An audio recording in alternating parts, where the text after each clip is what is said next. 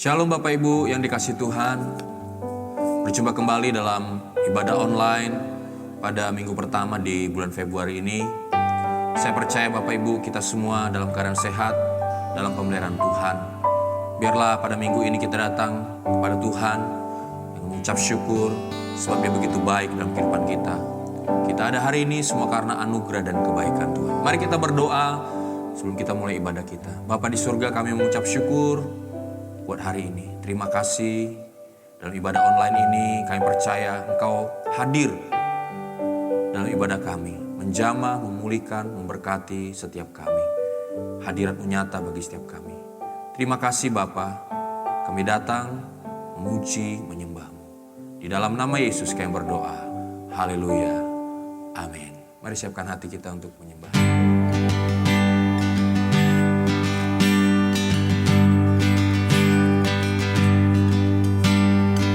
Siapakah diriku ini sampai sang Raja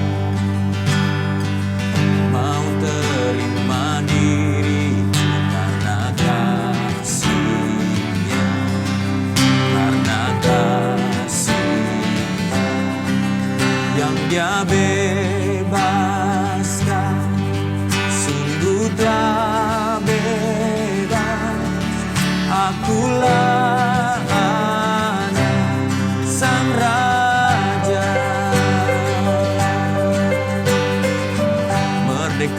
oleh rahmat-Nya yang selamatkanku. Waktuku masih berdosa, Yesus berkorban bagi diriku yang Dia bebaskan, sungguh telah bebas. Akulah Sang Raja.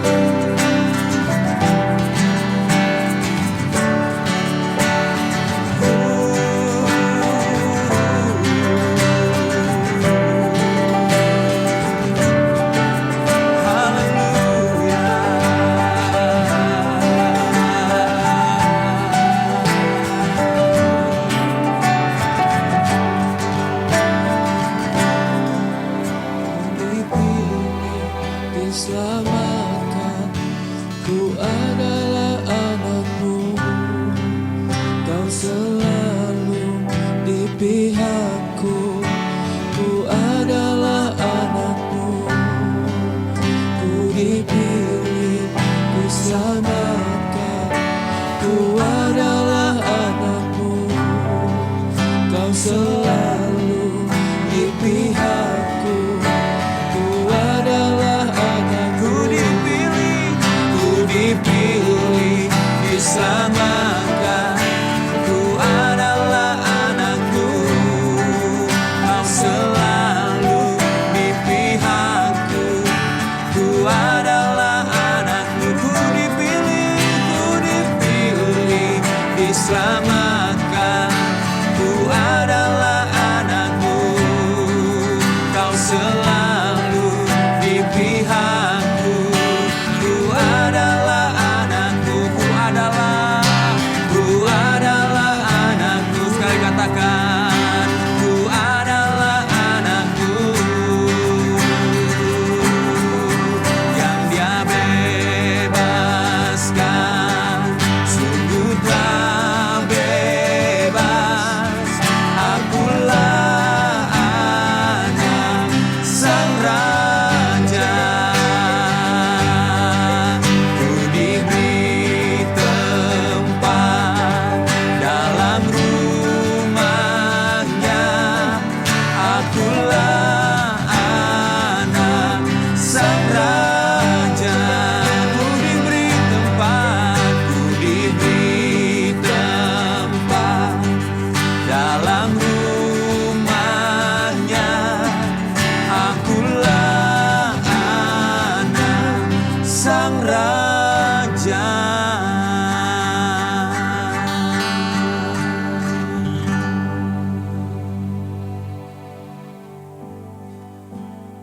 Kasih Tuhan.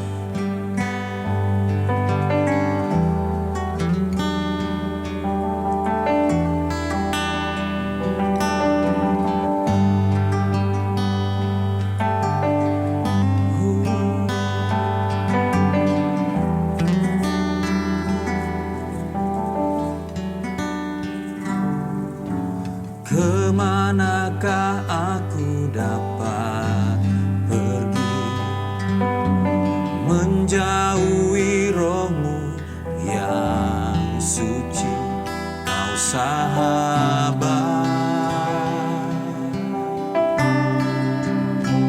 dan Kau dekat.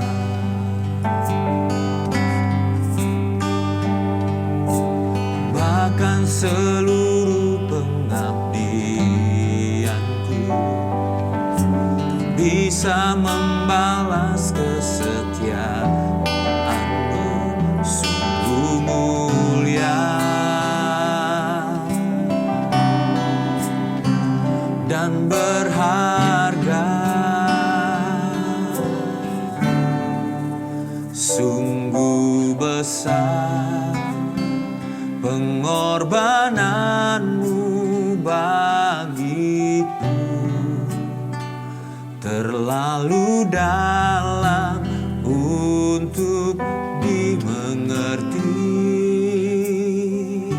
Sungguh besar,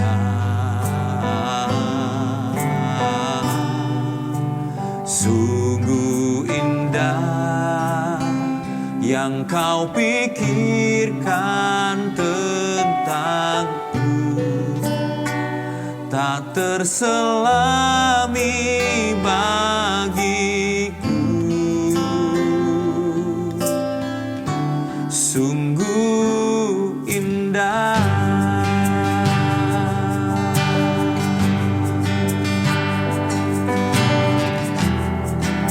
Mari angkat puji dari awal. Katakan, kemanakah aku dapat pergi, menjauhi Roh-Mu yang suci, Kau sahabat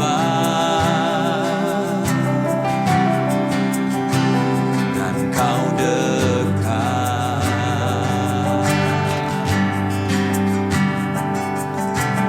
Bahkan seluruh pengabdianku tak bisa membalas kesetiaan-Mu. Sungguh mulia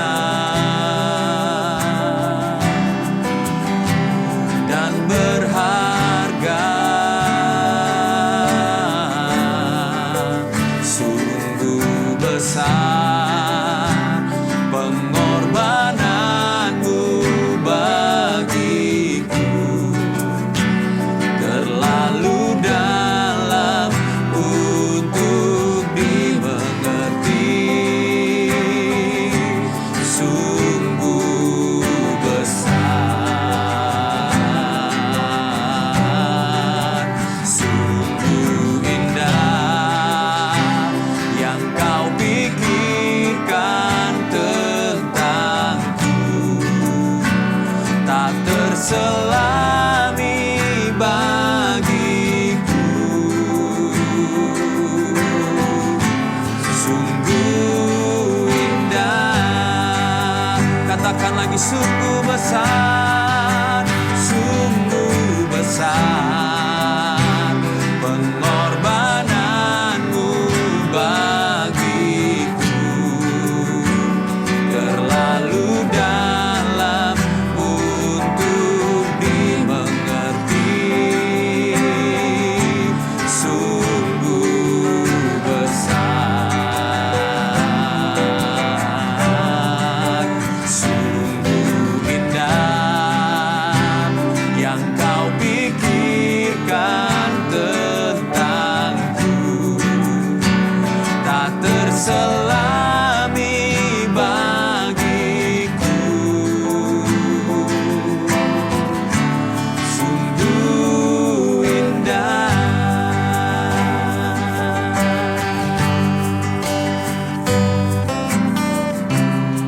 Kasih Tuhan Yesus, kasih pengorbananmu Yesus. Oh,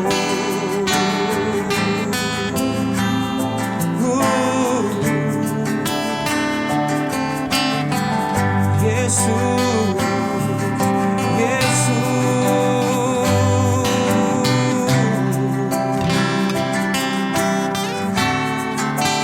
terima kasih Bapa.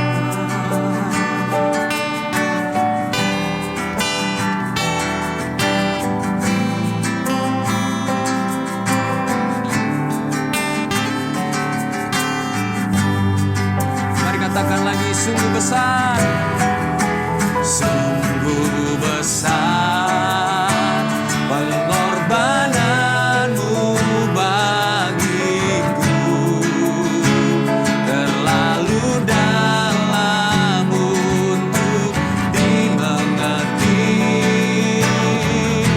sungguh besar, sungguh indah yang kau pikirkan tentangku, tak terselami bagiku, sungguh indah. Mari jemaat Tuhan katakan, sungguh besar, sungguh besar pengorbananmu bagiku. Amin. Terlalu dalam untuk dimengerti, oh, sungguh besar, sungguh indah yang kau pikirkan tentangku, tak terselami bagiku, sungguh indah, sungguh indah, sungguh indah. Mari sembah Dia. Oh, bersyukurlah kepadanya atas kasih dan pengorbanannya dalam hidupmu. Berterima kasihlah kepada Tuhan, sebab Dia baik, Dia sangat baik.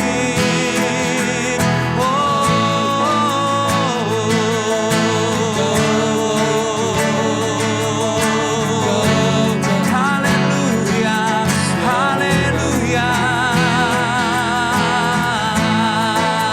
Mari umat Tuhan jangan berdiam, sembah Dia. Engkau yang di rumah, sembah Dia. Angkat suaramu, agungkan namanya Yesus Tuhan.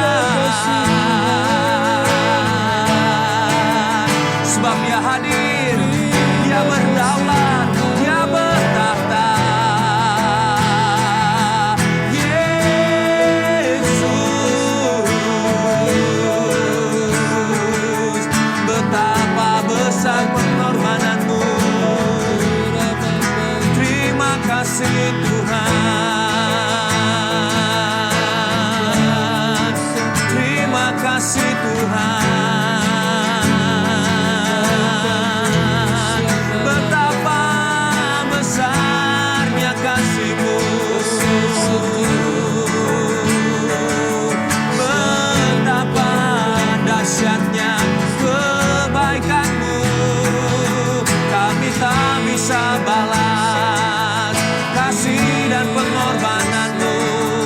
Betapa besarnya, betapa besarnya. Engkaulah segalanya.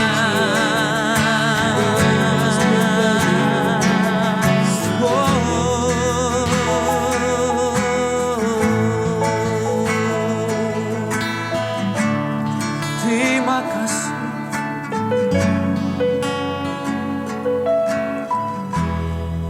Karya terbesar dalam hidupku, pengorbanan-Mu yang selamatkanku. Engkaulah harta yang tak ternilai, yang ku miliki dan ku hargai. Yesus, Engkau ku kagumi. Katakan lagi, karya terbesar, karya terbesar dalam hidupku, pengorbanan-Mu yang selamatkanku. Engkaulah harta yang tak ternilai, yang ku miliki dan ku hargai. Yesus, Engkau ku kagumi. Sekali lagi katakan, karya terbesar dalam hidupku, pengorbanan-Mu yang selamatkanku. Engkaulah harta yang tak ternilai, yang ku miliki dan ku hargai. Yesus, Engkau ku kagumi. Yesus, Engkau ku kagumi. Yesus, Engkau ku kagumi.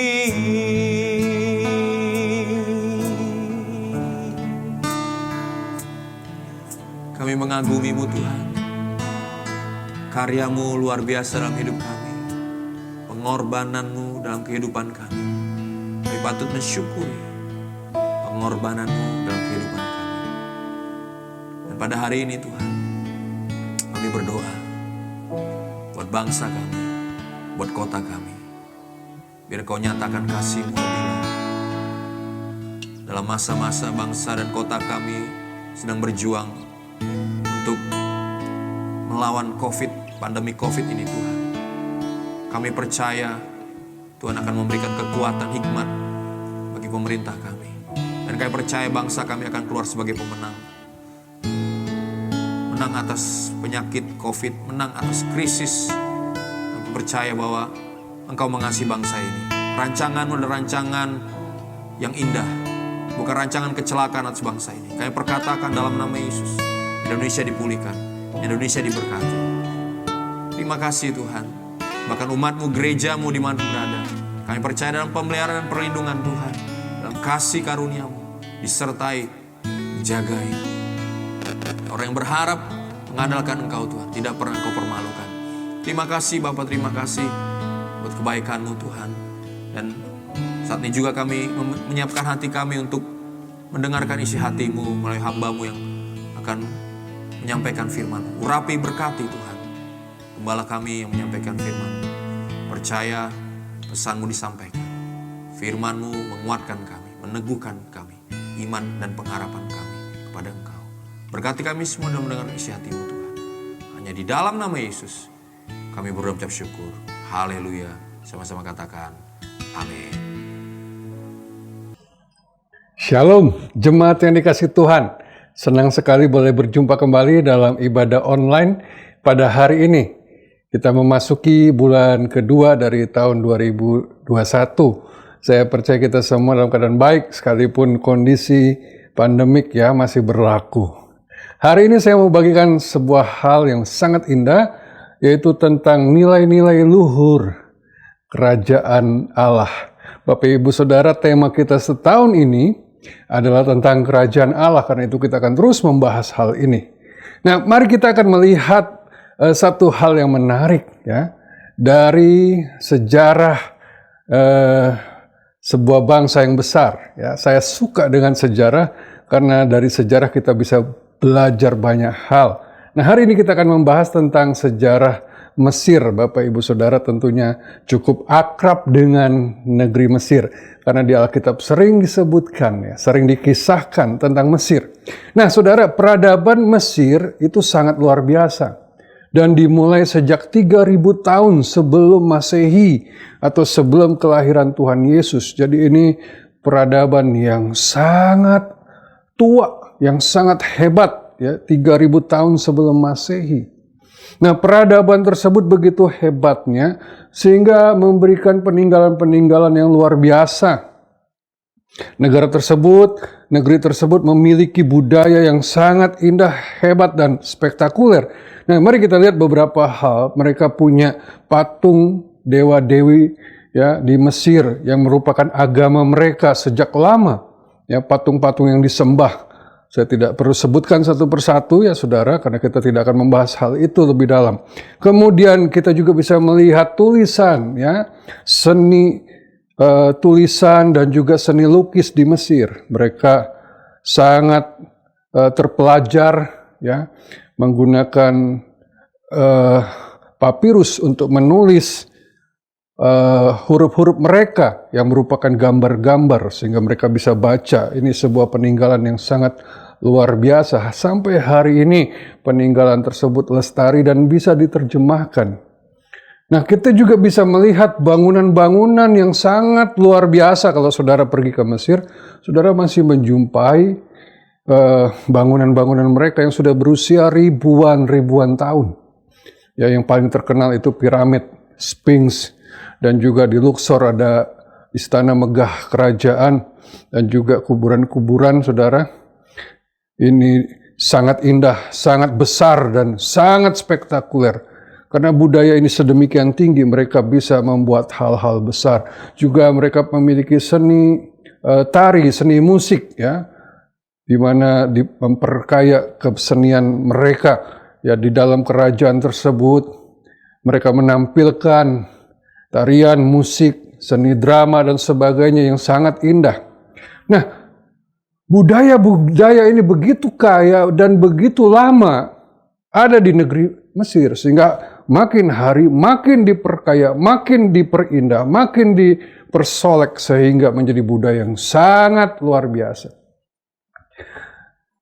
Dan kalau kita melihat di dalam budaya sebuah negara atau sebuah bangsa atau sebuah kerajaan, kita bisa melihat ada banyak aspek ya, aspek budaya.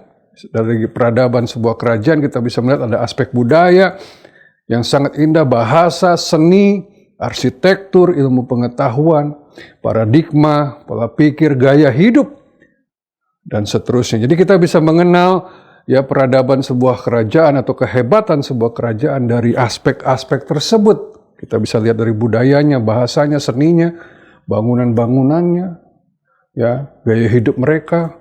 Kita bisa melihat betapa hebatnya. Nah, menarik sekali bahwa budaya Mesir yang begitu hebat, begitu tua, ya, begitu lama dilestarikan, ribuan tahun, bisa hilang, saudara. Bisa lenyap dan terganti oleh budaya lain. Nah, ini menarik sekali. Ya, kita akan menyaksikan sebuah video singkat yang cukup mengejutkan. Ternyata budaya yang sekian ribu tahun tidak bisa bertahan ketika menghadapi sebuah budaya baru yang menggantikannya. Mari kita saksikan video singkat beberapa menit ini.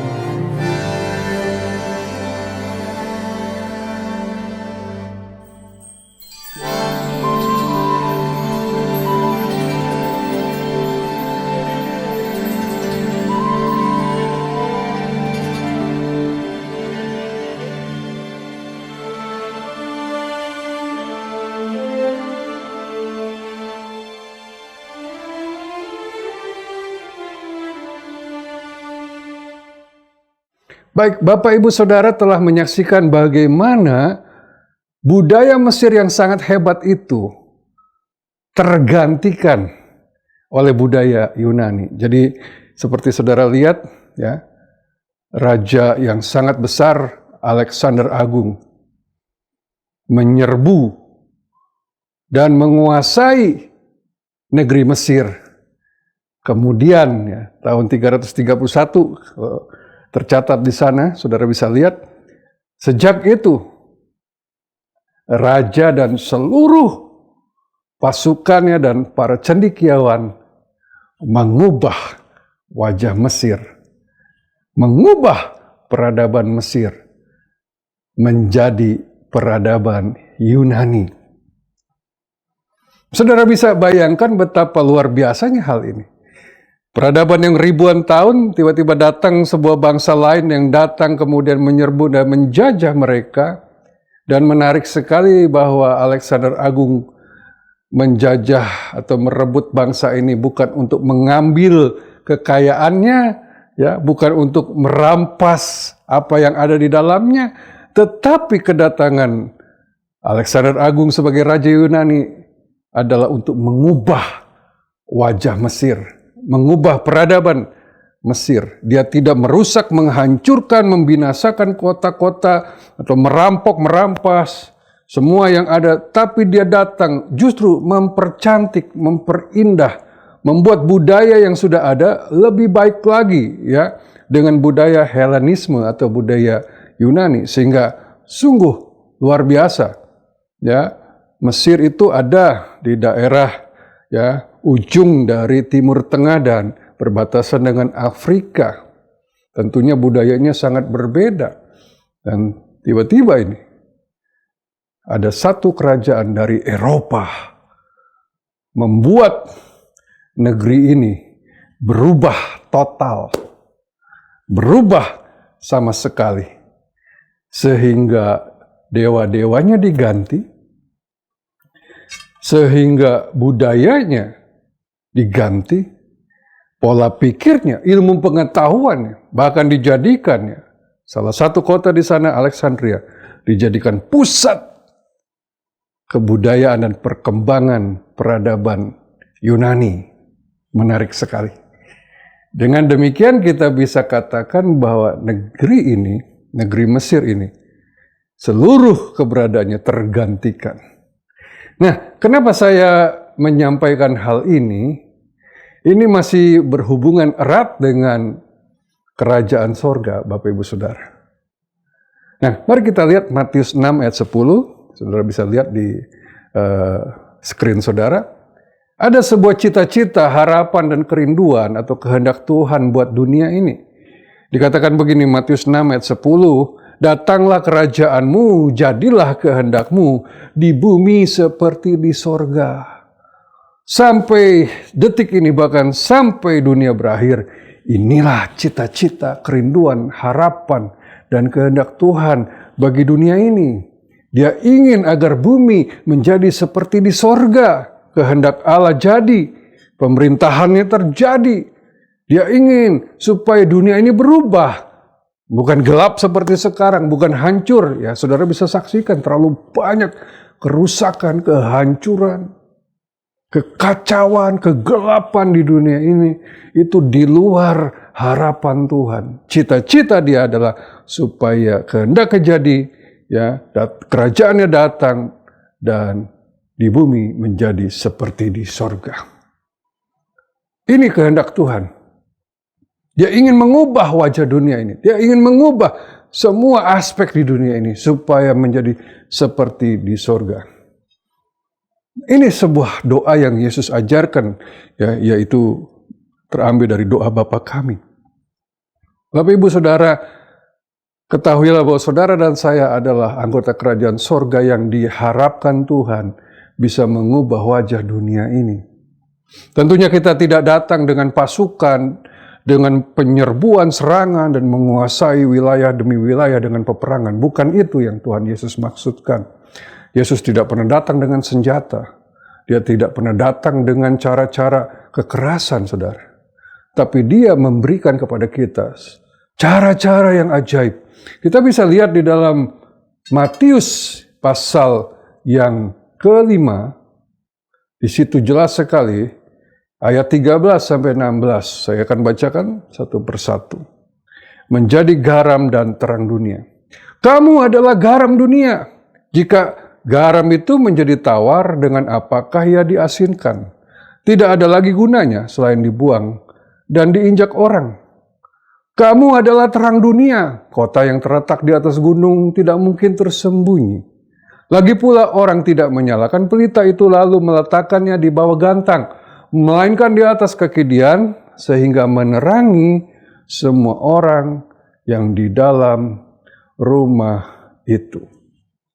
Bapak Ibu Saudara, ternyata Tuhan ingin mengubah wajah dunia, ingin mengubah segala aspek yang sudah hancur di dunia ini dengan mengutus kita menjadi garam dan terang dunia. Wow, ini menarik. Saya akan jelaskan tentang garam. Nah, saudara, kita tentunya sudah tahu dan sangat akrab dengan garam. Manfaat garam itu memberi rasa asin, ya, mengawetkan, ya, daging dan sebagainya. Kemudian juga mengobati luka, membunuh bakteri, kuman dan sebagainya. Masih banyak ya fungsi-fungsi garam. Nah, saudara bisa lihat di gambar tersebut. Jadi kalau di daerah Timur Tengah di masa lalu, ya, mereka menggunakan garam yang berbentuk seperti batu. Karena diambil dari tambang garam. Ya, ada gunung yang mungkin di dalamnya ada gua-gua, ya, kemudian ada batu-batuan yang mengandung garam. Nah, digali, kemudian dijual dan mereka gunakan. Karena bentuknya seperti bongkahan batu seperti ini, maka cara mereka memakainya, ya, misalnya mereka mau memasak, mereka ambil satu bongkah garam, batu garam tersebut, ya, bongkahan garam tersebut, ikat dengan tali atau benang, kemudian dicelupkan ke dalam masakan. Dicelup-celup seperti teh celup begitu. Setelah terasa asin, mereka sudah angkat itu garam. Nah, kalau sering digunakan bongkahan itu, jadi nggak cuma sekali pakai, itu bisa dipakai berkali-kali karena masih asin, ya. Nah, sampai asinnya habis dan tidak terasa lagi. Kalau sudah asinnya tidak ada, maka bongkahan garam ini dibuang ke jalan, diinjak-injak orang, nggak berguna lagi. Nah, perhatikan Bapak Ibu Saudara, saudara dan saya adalah garam dunia. Saudara yang mengubah semua, karena garam itu sangat luar biasa fungsinya. Apapun yang digarami akan jadi asin, dia memberi rasa. Seandainya garam ditaruh atau dimasukkan ke dalam masakan sehambar apapun, jadi terasa, ya, ada rasa asinnya. Ikan yang sudah mati dikasih garam, jadi ikan asin. Ya, sayur dikasih garam jadi sayur asin. Telur dikasih garam, ya, jadi telur asin. Dia mengubah semua yang bersentuhan dengan dia, mengubah rasanya. Ya, dia membunuh kuman, bakteri. Dia memberikan manfaat walaupun garam itu nggak berharga, ya, nggak mahal, saudara. Tapi dia punya fungsi yang luar biasa. Saudara boleh masak pakai semua bahan yang terbaik dari luar negeri, ya. Daging dari sapi Australia, sayur-sayur mungkin dari China, ya, kemudian ya mungkin dari Eropa, saudara campur-campur segala macam bumbu masakan yang terbaik. Tapi saudara nggak pakai garam, maka semua yang saudara masak tidak akan punya rasa yang enak. Garam walaupun murah, dia bisa memberi rasa, memberi perbedaan yang sangat berdampak. Nah, saudara dan saya sangat diharapkan Tuhan bahwa kita bisa memberi rasa yang berbeda. Kalau tidak, saudara, kita akan kehilangan asin kita dan kita akan dibuang dan diinjak-injak orang. Saya mau sedikit keluar dari hal ini untuk sedikit memberikan pengertian pada saudara, gambaran bahwa kita datang di dunia ini bukan sekedar untuk sekedar hidup, tapi saudara punya tujuan. Saudara punya misi, punya visi dari Tuhan untuk mengubah, untuk memperbaharui wajah dunia yang sudah rusak ini dengan kehadiran kita. Nah, kalau kita mengaca pada sejarah masa lalu, ya kebetulan saya pernah mendapatkan kesempatan pergi ke negara-negara Eropa, di mana pernah ya beberapa ratus tahun yang lalu Eropa menjadi pusat dari kekristenan. Tapi kalau saudara datang ke sana, saudara akan sangat sedih. Kenapa? Karena di negeri Eropa, ya, entah di Belanda, di Jerman, entah di Prancis, ya, atau di negara-negara lain di Eropa, saudara akan menyaksikan ada begitu banyak gereja-gereja yang sangat besar. Saya masuk terkagum-kagum, begitu indah, begitu bagus, begitu besar, kapasitas bisa 5.000, 10.000 orang. Tetapi kalau saudara ke sana, gereja-gereja tersebut kosong, tidak ada ibadah, tidak ada lagi kegiatan. Gereja-gereja indah tersebut hanya jadi museum, monumen, dan tempat pariwisata. Kekristenan sudah mati di negara-negara barat. Sangat menyedihkan. Bahkan kalau saudara lihat sekarang justru Eropa menjadi pusat hal-hal yang tidak baik. Ya. Pesta pora, kemabukan, narkoba, seks bebas, homoseks, dan segala-galanya yang mengerikan terjadi di sana. Ketika orang Kristen kehilangan rasa asin, mereka terbuang, kalah dengan budaya dunia. Sedangkan kerinduan Tuhan sebenarnya kita menghamiri, kita mengubahkan. Karena itu saudara, berhenti kita beragama ya Kristen. Tapi kita bukan beragama Kristen, kita adalah warga negara sorga. Ya, kalau beragama saja, saudara bersaing dengan agama-agama lain, yang kita melihat sekarang penurunan yang sangat drastis dari kekristenan. Tapi kalau kita warga negara, itu adalah identitas, itu adalah kehidupan yang tidak bisa tergantikan. Nah, saudara juga melihat di dalam ayat yang ke-16 dari Matius 5, demikianlah hendaknya terangmu bercahaya di depan orang, supaya mereka melihat perbuatanmu yang baik dan memuliakan Bapamu yang di sorga. Inilah kehendak Allah, saudara. Di tengah dunia yang gelap, saudara menjadi terang. Kalau ada terang, semua jadi kelihatan. Nah, yang menjadi kesedihan buat kita adalah justru gereja, justru orang Kristen, sama gelapnya dengan dunia. Sehingga kita sulit sekali melihat perbedaan. Ini anak Tuhan, atau ini orang dunia yang tidak mengenal Tuhan. Kalau sekarang semuanya sama. Ya, gaya bicaranya sama. Ya, cara berdosanya sama, liciknya sama, nggak jujurnya sama.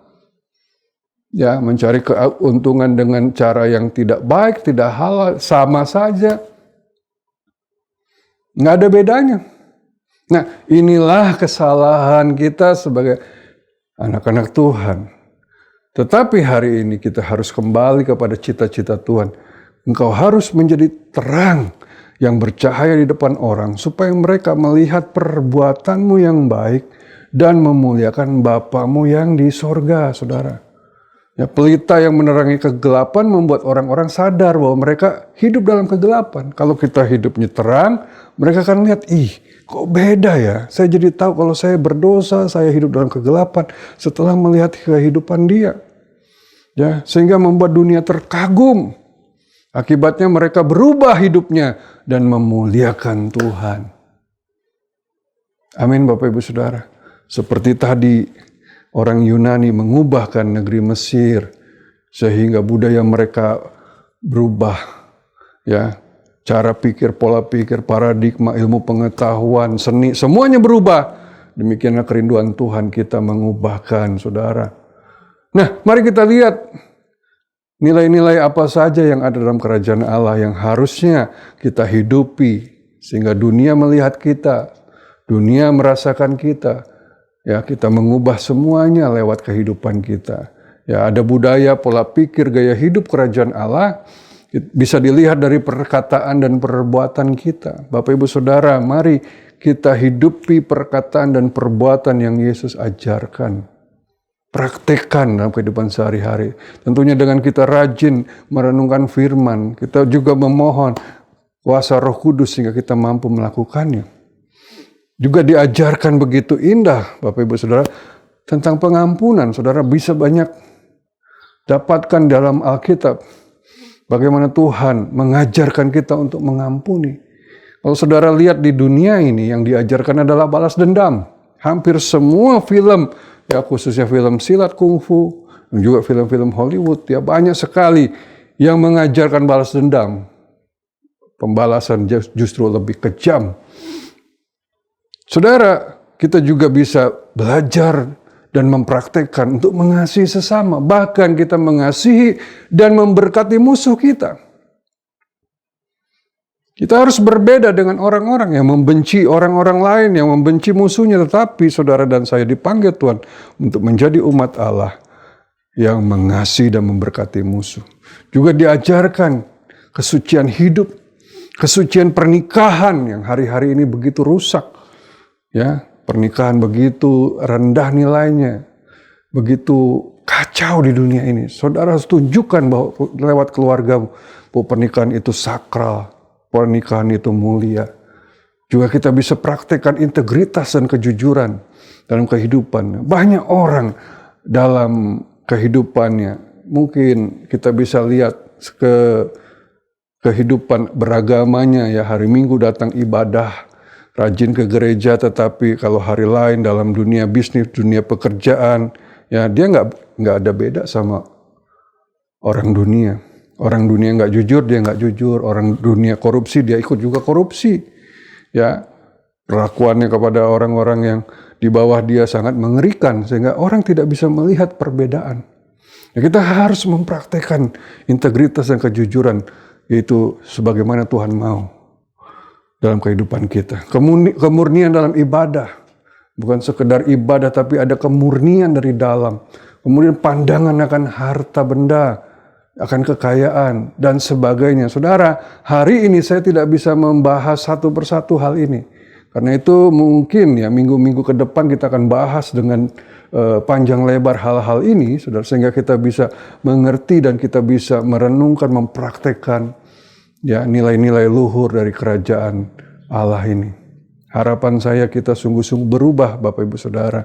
Berhenti cuma beragama Kristen, tapi engkau adalah warga negara kerajaan Allah. Dan kalau kita praktekkan semua, kita mempengaruhi dunia ini, maka akibatnya kita akan melihat Habakuk pasal yang kedua, ayat yang ke-14. Bapak Ibu Saudara bisa lihat di situ, ada ayat yang sangat menarik. Itulah harapan Tuhan. Dikatakan begini, sebab bumi akan penuh dengan pengetahuan tentang kemuliaan Tuhan, seperti air yang menutupi dasar laut. Wow, kalau saja kita praktikkan gaya hidup kerajaan Allah ini, dimulai dari hidup pribadi, kemudian keluarga, kemudian kehidupan komunitas kita, gereja kita, pertemanan kita, dan terus menyebar mempengaruhi, maka bumi akan penuh dengan pengetahuan akan kemuliaan Tuhan. Seperti air yang menutupi dasar laut. Itulah kehendak Tuhan, sehingga orang bisa melihat kemuliaan Tuhan lewat kehidupan kita. Bapak Ibu Saudara, tema kerajaan surga bukan sekedar ya salah satu tema kecil yang ada di dalam Alkitab. Tetapi kerajaan surga adalah identitas kita, budaya kita, gaya hidup kita.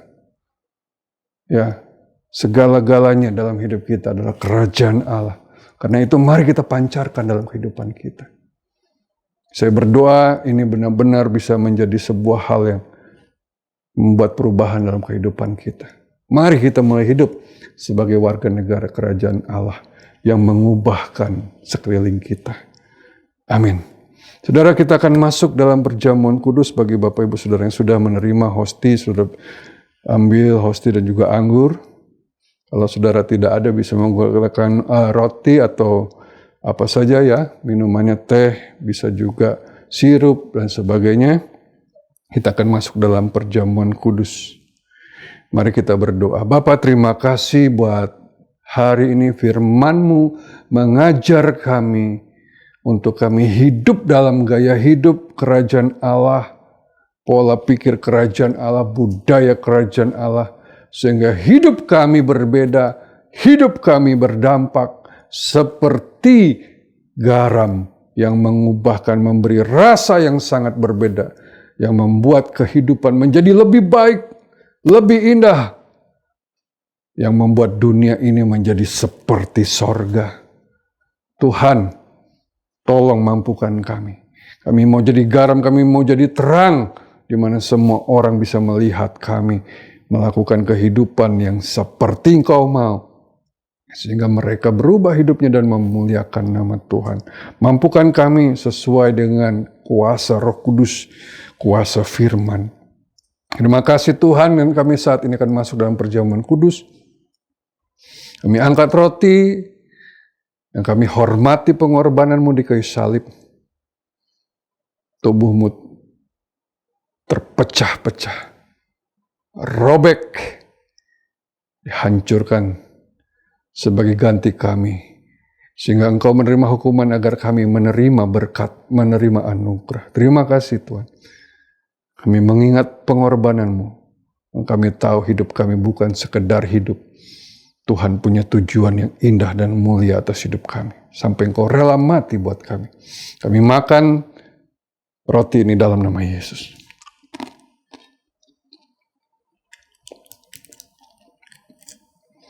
Kami angkat cawan. Kami mengucap syukur.